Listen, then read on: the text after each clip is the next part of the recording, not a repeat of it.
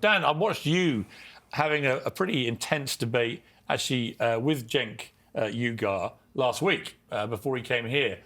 He's passionate, he's angry, I get it. He's well-informed, he's articulate, and he's frustrated by what he sees as a double standard. What's your response to what you just heard? So I think that you can take some of what he's saying and saying he can make fair points about Palestinian civilians, right? Concerns, legitimate concerns for how far Israel goes, how careful Israel is. Israel ought to be watched carefully. Israel ought to be scrutinized carefully.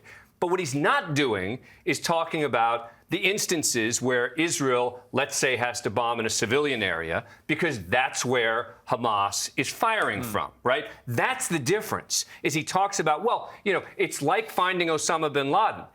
It's not. There was Afghanistan first, right? It didn't just out of nowhere start with, oh, let's just go find Osama bin Laden. Oh, you know what? Yeah, it'll take a little work. Some special forces will go in there. That was a Herculean task to find Osama bin Laden, and credit to the people who were ultimately able to achieve it. But it's not just like, oh, you could send in some special forces and go find them. Is he right about the concern about hostages? Sure, yeah. There's a real concern that hostages are going to potentially end up getting killed here. But big picture, Israel is trying to avoid civilian casualties. Why do I say that? Because it's bad for them.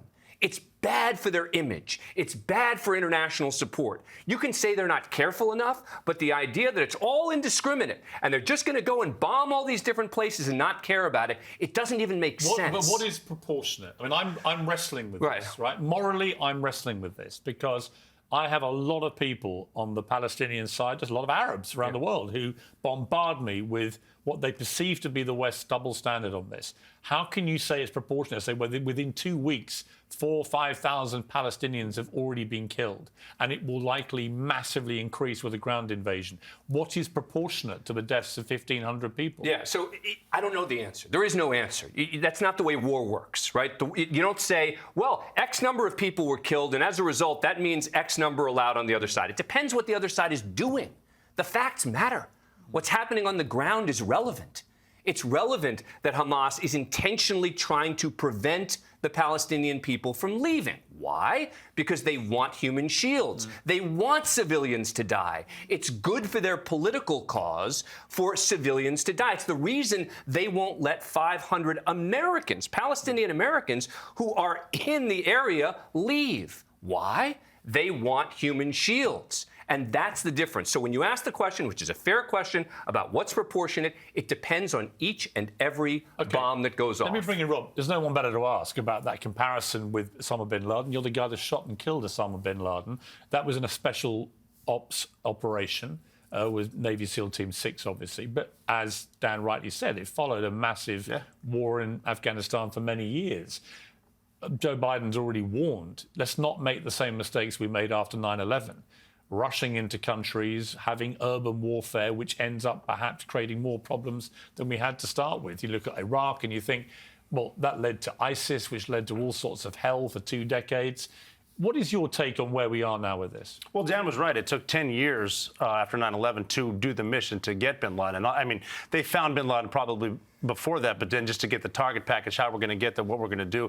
We're always trying to limit the amount of civilian casualties there as well, but it takes a long time. It's not as simple as let's just send special forces like it's a video game. That doesn't happen at all. Plus, Hamas is committing the war crimes right now by strapping people to the missiles that they're going to launch. They want the human shields, like Dan was saying. That's what they're doing. And you can't. The hardest part of a hostage rescue is finding out where they are. I'm one of the few people that have been on a hostage rescue that worked. We knew where Captain Phillips was. We don't know where they're keeping them. They have 300 miles of caves. They're 100 feet deep. You have to find all that out before you go in there, and they're going to be booby-trapped. We know the stuff's going to blow up, but it's not that simple.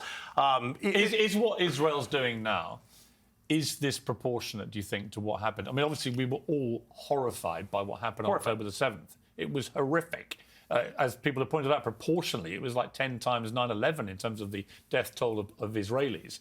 But people around the world are getting very jittery about the scale of Israel's response, and they realise this is just the warm-up to what could be a massive ground invasion. They're playing into Hamas's hand. They want the pictures of the people getting killed that they put in front of the intel places that they have and the weapons that they have, because they know the world's going to play with Hamas on this, and they're doing it on purpose. But if Hamas wants Israel to overreact, as people see it like this, What's the bigger plan here for Hamas? Well, do what they do. Just tell the media and let them report from Hamas. Hamas is going to tell them what they want to do. And a lot of the media right now, they don't need the truth. They just need to be first, reporting what it is that's bad. It's I mean, there are good people everywhere. But this is Hamas's game. If you want to take out the leadership of Hamas, you probably have to go to like Oman or Qatar, stuff like that. That's where the leadership is.